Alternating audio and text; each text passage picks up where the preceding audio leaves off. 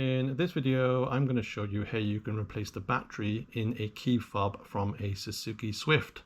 For this, you're going to need two screwdrivers. You're going to need a small crosshead screwdriver and also a small to medium-sized flathead screwdriver. So to do this, pretty simple. Put the key fob down and locate the screw on the back, and then do the screw with your crosshead screwdriver.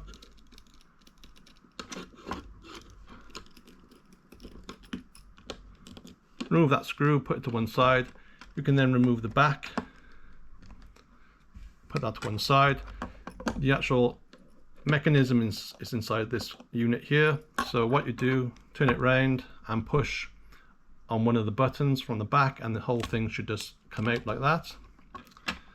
So the battery is located within inside this unit. So grab your flathead screwdriver, and you can see it's angled and there's a small groove here. So if you force your screwdriver into this groove and just wiggle it around, this may be a little stiff at first, so just persevere. You can now see that comes apart. Put that to one side and you can see the battery is located in this section. Again, you may need your screwdriver, flathead, and just gently pry it out like that. You can see the specifications on the back of the battery, so make note of that. I will put that in the description.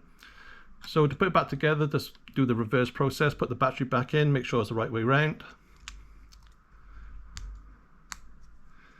So the back goes down flat. Grab this. Again, it's all angled, so just line it up together. Just like that, and just gently push it together.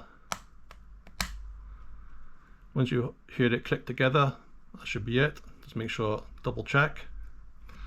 Grab the key itself, and again, just line it up and put it all back into place. Just like that. You can now see the two buttons are visible. Put the back on, grab your small screw.